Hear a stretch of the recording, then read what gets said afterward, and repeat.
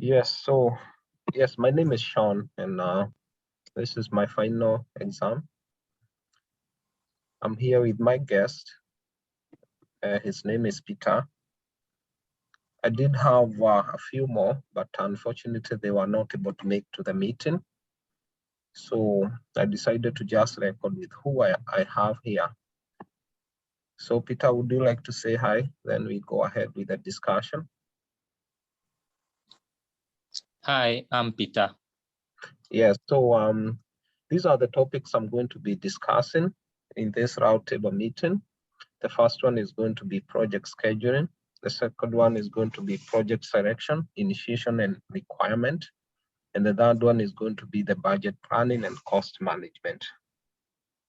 I believe, Peter, you have heard a little bit about this topic, so it's not something that is very new to you. It's not new. I've heard about it. All right, that's nice to know. So I'm going to introduce the project scheduling, and we all know that scheduling is very important, especially when you have a project. There are many control tools that are used in project management.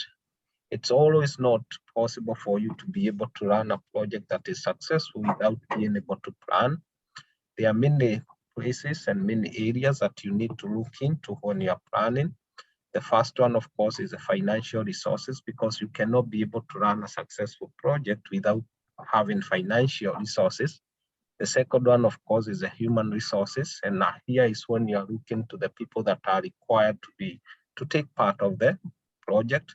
Of course, you need the tool, because some of the projects are very specific and need special tool to be able to be implemented. And of course, you need to look at the time. And so let's come to the schedule. And here is what we are going to see. You are going to find out that every schedule has these key things. The first one is that there is always a breakdown of the task. And we are talking about the task to be done and also the dependencies. These dependencies can be small tasks that are just small portion of the bigger task to be done.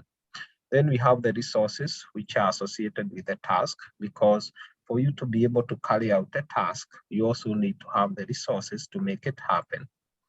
And of course, we have the time frame. For you to have a successful project, you need, of course, to have what we call a good time frame. And the time frame is not just a time frame you go and pick from anywhere. This is a time frame which you sit down, especially as a project manager, and you have to calculate exactly and look at all the things you need to make sure that this project is successful. I hope, Peter, you are doing well as we continue. How is everything? I'm on. Okay, so you are following? Yes. Okay, so let's now go to how you schedule the project. There are a few things you need to know, especially when you're scheduling your project. Some of the tools we use are very important. For instance, there is what we call the path chart. The path chart is very important, and of course, we have the Gantt chart. A path chart is very important because it helps you to break down the task, and you break down the task from the top to the bottom level.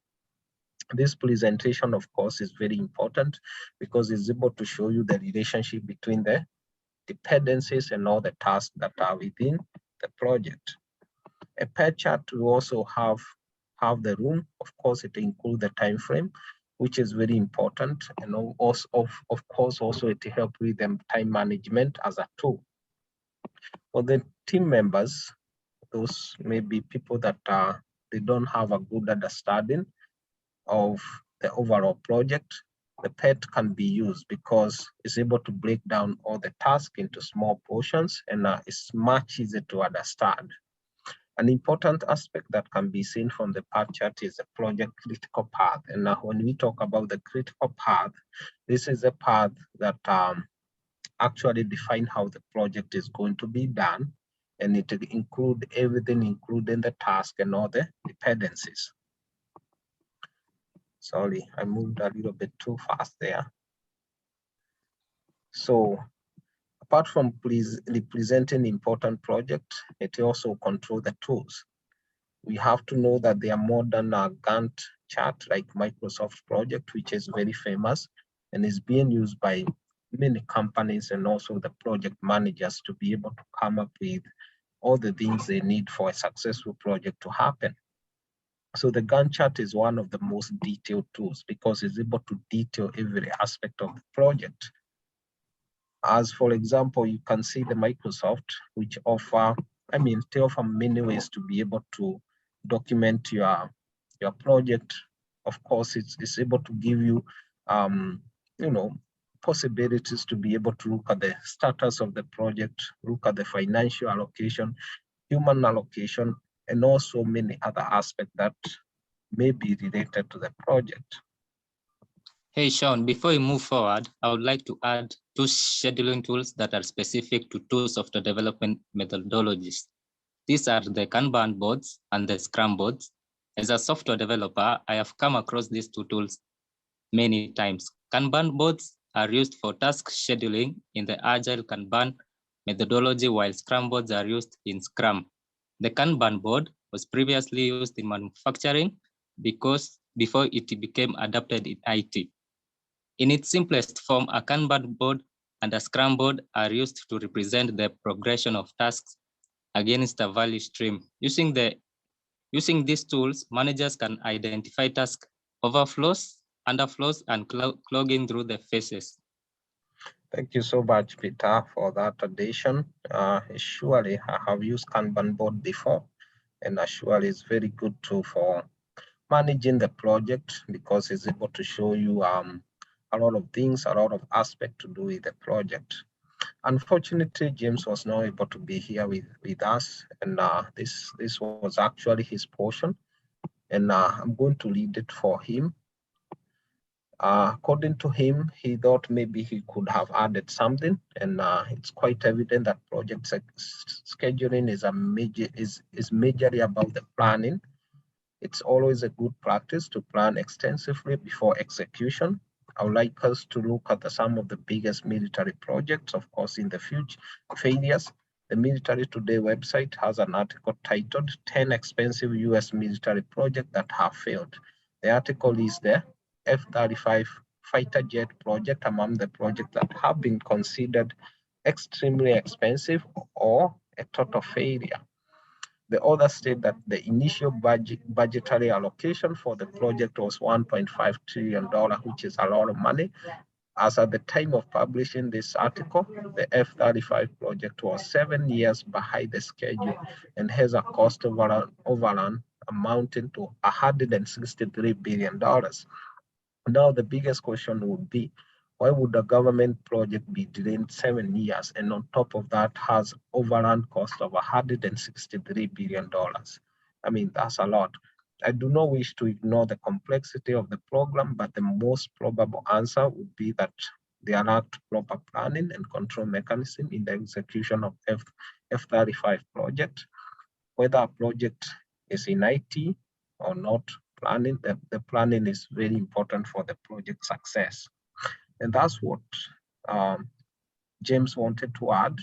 It's very, very important because as you can see here, he is able to cover some of the projects that have failed because of lack of good planning. And I do appreciate his input, even though he's not here with us. Now I'm going to discuss about budgeting planning and of course, the cost estimation. This is another important factor that relates to the previous topic, of course.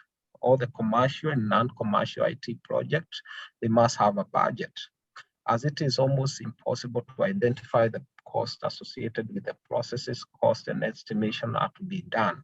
This is something that must be done because it's not something that you can look at the project and decide, hey, it's going to be able to cost this amount, because some of these projects are very complex. There are several, sorry for this, there are several processes that a project manager can use to estimate the overall development cost of a new project. Estimation are really accurate and is usually an estimate, it's just estimation. This estimation mechanism include, of course, what we call the analog estimation, parametric estimation or estimating, bottom-up estimation, and three-point estimation. Some of these are applicable to our day-to-day life, but some of them are also a little bit technical. It's not something we can apply in a day-to-day life.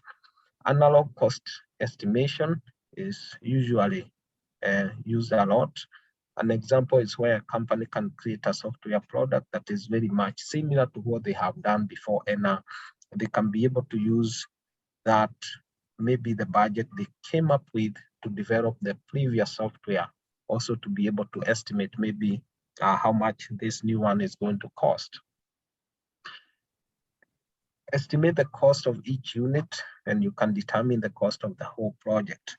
This is usually one way of doing it. You kind of go and look at how many units this project has, and then if you can be able to get the unit of the cost of each unit, then it's much easier to be able to estimate the total cost of the entire project.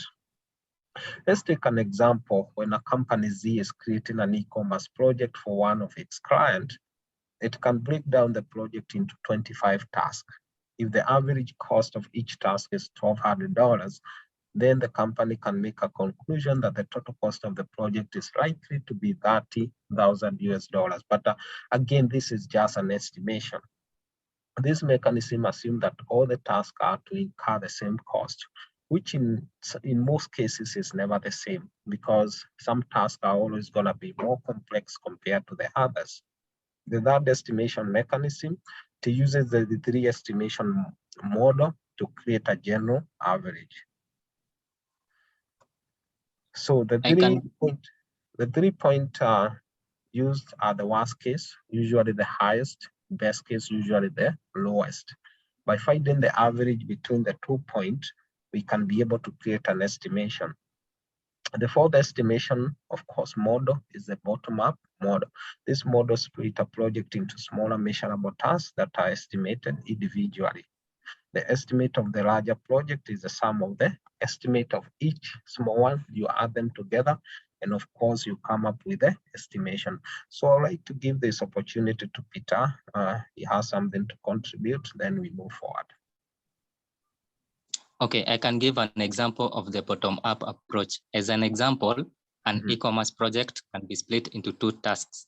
Task A requires engineer E at an estimated cost of $1,200, while task B requires engineer B at an estimated cost of that $500. Using the bottom-up approach, the total cost estimate of this project would be $4,700. Wow, that's a nice one, Peter. Thank you so much for this contribution. So let's move now to the host input, to my input.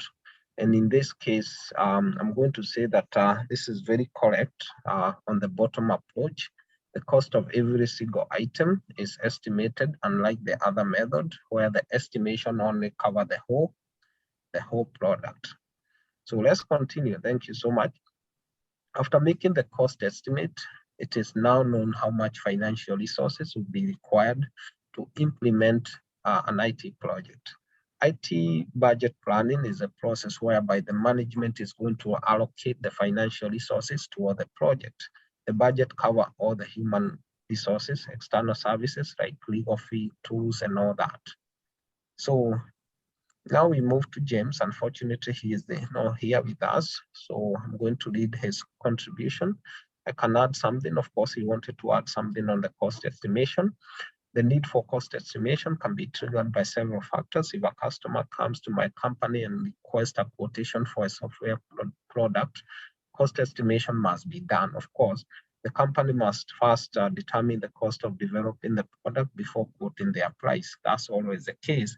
We don't just quote a price for the customer without first of all trying to estimate how much it's going to cost internally, so that by the time you're bringing the cost to the customer, it makes sense. This is necessary for a company, of course, also to realize the profit. When we are developing a product to be used within a business, estimations are done to determine how much resources are to be injected into the project. Now let's see how you select the project selection, initiation, and requirement. In large software houses or companies, there is always a waiting list for projects that are yet to be done. Most of them are always lagging behind. So this risk could be in such a way that the manager need to make a special consideration before selecting the next project to undertake, because you want to make sure that you are taking the project in accordance to the priority. So the big question here you're asking yourself is, what risk factors are associated with a project, or what risk faces the company? And that's how you're gonna be able to decide maybe which of these projects you have to take first. Are there enough finances, resources to develop a certain project? If there is no enough money, that project has to wait.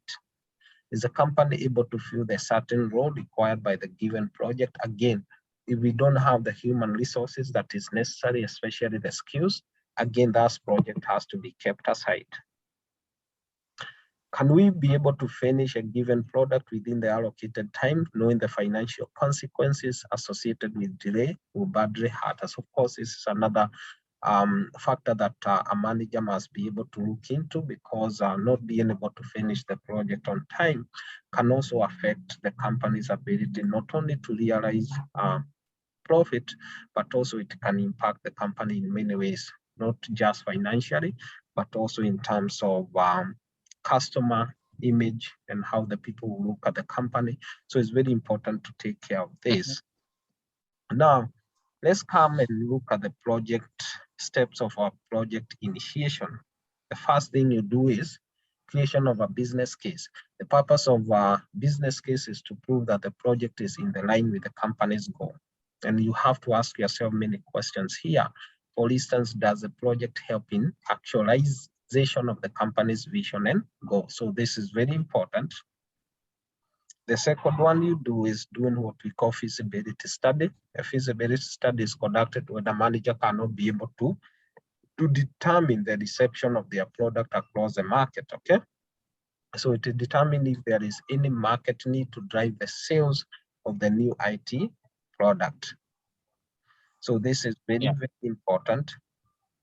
And finally, we have to define the project charter. This is another factor that is very important, especially when selecting the project. The project charter is a brief description of the project to define who the stakeholders are, the scope, and of course, the project objectives. And then, of course, we need to identify the project stakeholders, managers, product owners, customer representative, and of course, the developers. These are the people that are going to be tasked with the day-to-day implementation of the project. And of course, finally, we need to come up with a team creation, because we have to create the team in accordance to the requirement of the project. Now let's look at the project development life cycle. And at these stages are, of course, we have initiation, planning, execution, and the closure. We have already touched the project initiation. Project planning, of course, involves deciding the path of creation to undertake, and determining all the project resources needed and the list of requirements. Of course, the execution phase is where all the resources are engaged with the aim of creating the required product. In the typical IT project, of course, the execution phase will require system analyst, manager, coders, testers, and of course, the quality assurance is one of the things that is done, because you want to make sure that the project you are developing is tested well. And the final stage is the project closure. It marks the end of the development process. The closure does not necessarily mark success. The development process can also end as a failure. And here, James also wanted to add something, which is very important input. The development life cycle is structured in a way of developing a product. Although there are many methodologies of IT project development, the structure is still the same, with the differences being on how various stages are carried out. The waterfall methodology, which is one of the most traditional ways of developing an IT project, make uses, of course, of the four life cycle phases that you have described.